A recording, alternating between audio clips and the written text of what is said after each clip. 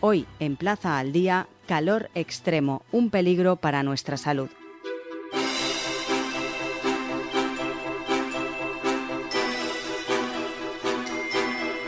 Para hablar de esta cuestión, saludamos al profesor de investigación del Instituto de Salud Carlos III, Julio Díaz. Señor Díaz, muy buenas. Hola, ¿qué tal? Vamos a hablar del calor, de cómo afecta o si afecta o no, de qué manera a nuestro cuerpo. ¿Cuál sería, señor Díaz, el principal desafío que presenta el ritmo del aumento de temperaturas, que lógicamente poco a poco van subiendo más, debido al cambio climático? Bueno, pues el principal problema que representa es ese, es el ritmo. Es decir, nosotros como especie humana nos podemos aclimatar, que es el término que se utiliza, a un ritmo de 0,1, 0,2 grados por década. Eso cualquier especie biológica es más o menos su ritmo. El problema del cambio climático no es que suba la temperatura, es la velocidad a la que está subiendo esa temperatura. ¿Por qué digo esto? Porque la temperatura máxima de los meses de verano está subiendo en España en el periodo 1983-2018 a un ritmo de 0,41 grados por década. Por lo tanto, si nosotros nos podemos aclimatar a 0,1 y la temperatura está subiendo a 0,4, tenemos un problema. ¿Cómo resolvemos ese problema? Pues con la inteligencia y articulando medidas que complementen esa aclimatación. Y eso es lo que se llama adaptación. Es decir, utilizando planes de prevención, utilizando aire acondicionado, utilizando un buen acondicionamiento de las ciudades. Todo eso es lo que constituye la adaptación. Y su objetivo es que poder soportar ese ritmo de 0,4 grados por década y que va a seguir subiendo. Sí, por desgracia sí, ya nos lo dijeron ayer nuestros amigos de AEMET. Y, señor Díaz, ¿cómo afecta este ritmo acelerado a la capacidad del cuerpo humano para precisamente, como dice usted, aclimatarse? Bueno, normalmente las personas piensan cuando hablamos de olas de calor que la mortalidad se produce por golpes de calor. Es decir, una persona que está sana y que en un momento determinado se expone a altas temperaturas y esa persona pues tiene un síncope o incluso puede llegar a fallecer. Eso solamente supone un 2% de la mortalidad atribuible a olas de calor. En general, lo que hace el calor es agravar otras patologías. Es decir, el calor lo que hace es que una persona que tenga una enfermedad respiratoria, una enfermedad cardiovascular, una enfermedad renal, una enfermedad neurológica, lo que hace el calor es agrava esa patología y esa persona puede ingresar en un hospital y en los casos extremos fallecer. Un dato concreto, en España en el año 2003, que es cuando, empieza a tomarse en serio esto del calor, en 15 días de agosto hay un exceso de muertes de 6.600 personas. Solo 140 fallecieron por golpe de calor. Es decir, lo que hace nuestro cuerpo es, por determinadas patologías, que utilizan incluso algunas de ellas medicación, lo que hacen no tienen, por ejemplo, una persona que tenga un problema neurodegenerativo, Parkinson, Alzheimer, esas personas, su termostato, su hipotálamo, no controla esos cambios de temperatura. Por lo tanto, no tienen sensación de calor, por lo tanto, no sudan. Además, no tienen sensación de sed, por lo tanto, no beben. Y además, se produce con el tipo de medicación que están tomando, pues una deshidrólisis, es decir, pierden electrolitos, y eso es en muchos casos lo que puede llevar a que una persona con una enfermedad neurodegenerativa sea especialmente vulnerable en olas de calor. Es decir, que esas personas que por desgracia fallecen, cuando también nosotros, los propios periodistas, damos las noticias de que X personas han fallecido por olas de calor, sobre todo en el mes de agosto, julio, en la época de verano, hay que ver también esa otra parte, es decir, esas personas quizás seguramente tengan otras patologías, como usted dice, y se ven afectados o se ven agravados por esas patologías, no solo por el aumento de las temperaturas o por esa ola de calor, ¿no? Sí, bueno, lo que ocurre es que son ese aumento de la temperatura lo que produce esa descompensación en esas personas. Es decir, digamos que el principal factor precipitante de ese empeoramiento de las enfermedades de base pues sí puede ser la alta temperatura. Pero claro, normalmente por eso el grupo diana especialmente vulnerable son las personas mayores de 65 años, porque son aquellas en las que ya concurren estas patologías y esta medicación que están tomando. ¿Y quiénes, señor Díaz, son más vulnerables al calor, las mujeres o los hombres? Son más vulnerables al calor las mujeres. Tenemos hecho un estudio reciente en el que se ve que la vulnerabilidad de las mujeres es superior a la de los hombres. Sin embargo, se adaptan mejor al calor que los hombres. Me refiero a datos de los últimos 30 años que estamos analizando. ¿Influye de alguna manera, en este caso, por ejemplo, factores como la menopausia o la menor sudoración en esa vulnerabilidad al calor? Sí, esos son los mecanismos, no en concreto la menopausia, sino la capacidad, la distribución de la grasa corporal, por un lado, la capacidad de sudoración, que es menor en las mujeres, por otro lado, problemas a nivel hormonal, que ahí estaría lo que me comenta de la menopausia. Pero en general eso es un problema que está, médicamente está perfectamente analizado. Y, sin embargo, la esperanza de vida de las mujeres es superior a la de los hombres. Sí. Me ha llamado la atención cuando ha dicho que desde el año 2003 pues se ha hecho o se está haciendo un poco más de caso a ese término de olas de calor. ¿Por qué en 2003, a partir de ese año? Sí, que en el 2003 hay una ola de calor en toda Europa que deja un exceso de muertes en apenas 15 días, los primeros 15 días de agosto, de 70.000 personas. Esas 70.000 personas en Francia fueron unas 14.000 y eso produjo en Francia la dimisión del primer ministro francés de salud, porque fallecieron 14.000 personas, y de muchas de ellas en París.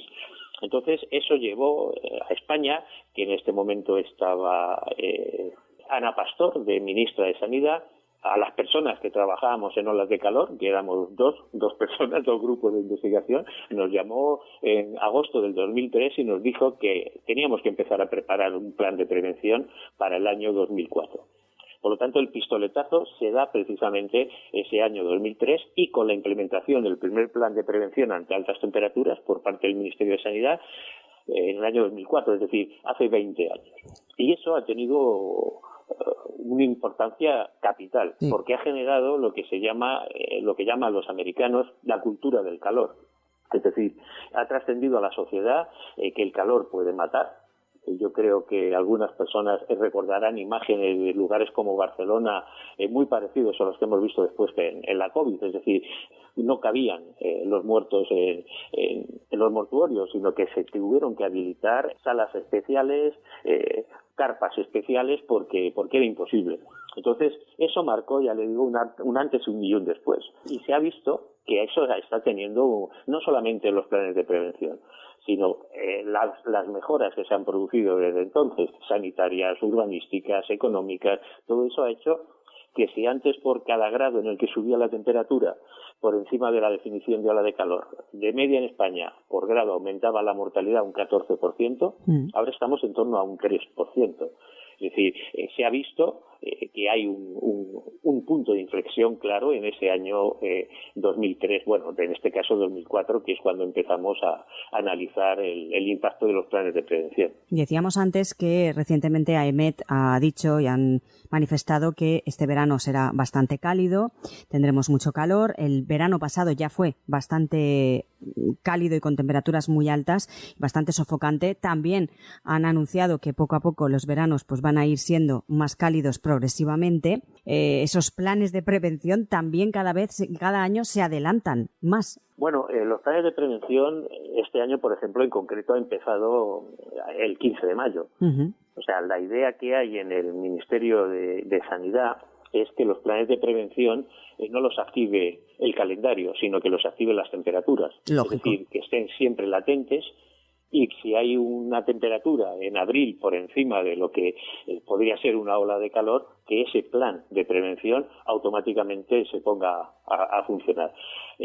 Lo que sí está ocurriendo es que, pues como comentábamos antes, las altas temperaturas ya no llegan a partir del 1 de junio, sino que este año y el año pasado, en abril, hubo temperaturas muy por encima de lo normal, y en mayo.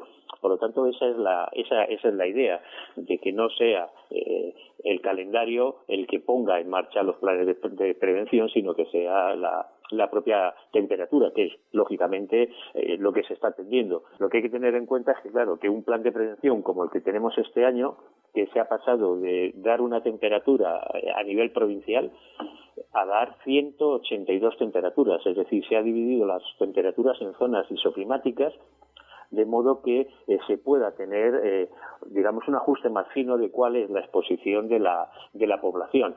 No tendría mucho sentido que para toda Valencia hubiese una sola temperatura. Lo que se ha hecho es definir pues 3, 4 por regiones del mismo comportamiento, no solo de temperatura, sino de humedad, para que esa, digamos, exposición esté bastante más, digamos, monitorizada. Esto sirve también para que se pueda dar la alerta en una región y no en toda la provincia. Si tú tienes una provincia con 7 regiones isoclimáticas, como hay en algunos casos en España, antes, si la dabas en toda la provincia, toda la población de esas 7 regiones se veía afectada. Ahora no. Tú puedes dar la alerta en una sola región, con el consiguiente ahorro en la gestión de todos esos recursos.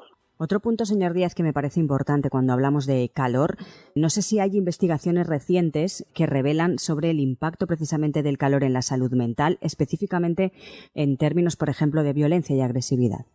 Sí, nosotros hicimos hace un año no, se publicó hace ya bastantes, 3, 4 años, en el que relacionábamos directamente el aumento de la temperatura en olas de calor con la violencia de género. Vimos que un día después de un pico de calor, de una ola de calor, aumentaba las llamadas al 016. 2 días después aumentaba las denuncias en comisaría, y 3 días después aumentaba los feminicidios, los asesinatos de mujeres. Evidentemente, el calor no puede justificar el comportamiento para asesinar a nadie, ¿no? Por supuesto. Pero sí se ve que hay una relación entre el aumento de la temperatura y la agresividad. Pero no solamente, ya le digo, ese caso concreto que hemos analizado aquí en España, sino hay estudios realizados en Brasil, en México, en Estados Unidos, en los que se ve que efectivamente aumentan los robos con violencia, aumentan los homicidios. O sea que está claro, está incluso estudiado. en animales hay estudios que se ve que aumenta la agresividad en perros. Pues después de la previsión de AEMET hay que preocuparse o no, pero hay que tenerlo en cuenta, lógicamente, porque sí que, como dice, tiene una relación. Sí, la idea, cuando hicimos ese estudio, fue por encargo del Ministerio del Interior para intentar, a través del programa Biogen de protección a las mujeres que tienen un problema de violencia de género, precisamente estar especialmente alerta en días después de ola de calor, porque aumenta el riesgo de que se produzca este tipo de actuaciones. Sin duda, como usted nos dice, ese impacto del calor en la salud mental es así lo reflejan esos estudios, pero ¿de qué otra manera afecta el calor a nuestro cuerpo? Bueno,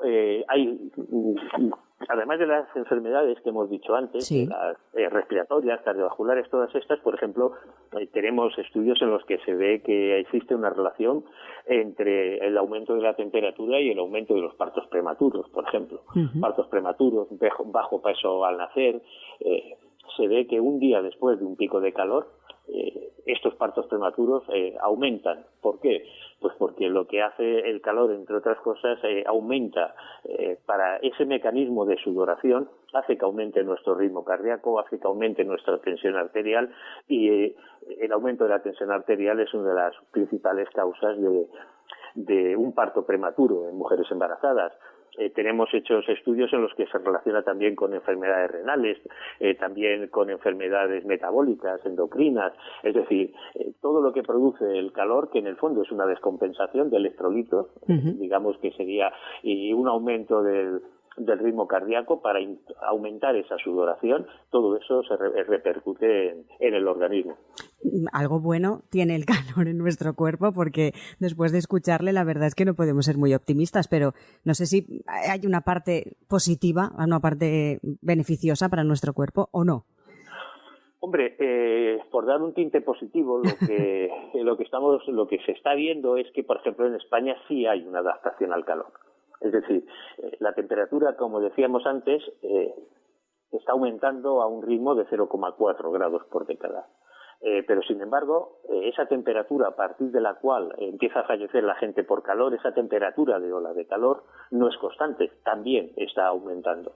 Y está aumentando en España de media a un ritmo de 0,6 grados por década.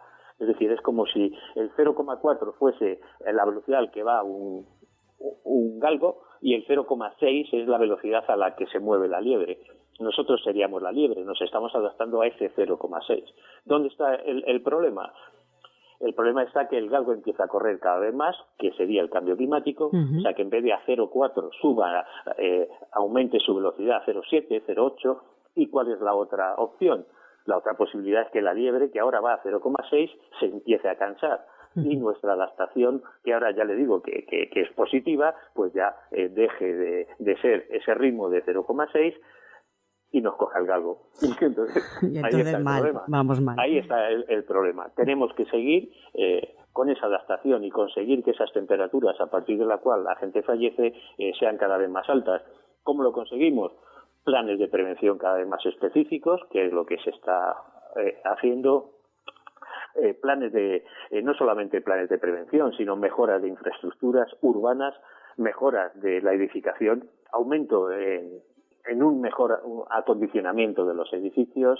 Todas esas cosas están incidiendo en esa mayor adaptación. Sabemos, por ejemplo, que una de las cosas clave que funciona en la adaptación es la rehabilitación de las viviendas. Por lo tanto, digamos que lo que se está ahora mismo analizando es qué factores influyen en esa adaptación, qué hace que ciudades o provincias, mejor dicho, como Cádiz o como Girona tengan una muy buena adaptación y otras ciudades como Ciudad Real o Valladolid su adaptación esté muy por debajo de la media. Y eso es lo que se está analizando. Pues Julio Díaz, profesor de investigación del Instituto de Salud Carlos III, muy amable como siempre por atendernos. Muchas gracias. Muchas gracias.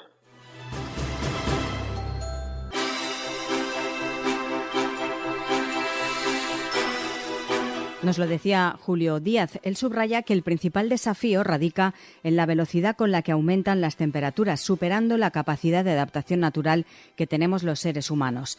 El cambio climático y sus efectos en la salud pública requieren una respuesta, dice, integral y que combine la investigación científica con políticas públicas efectivas y una concienciación social continua. Recuerden que tienen disponibles todos los episodios de Plaza al Día, así como el resto de contenidos de Plaza Podcast en nuestra web plazapodcast.es. También lo pueden escuchar a través de todas las cabeceras del Grupo Plaza y, por supuesto, en las diferentes plataformas de podcast. Además, les animamos a seguir a Plaza Podcast en las principales redes sociales.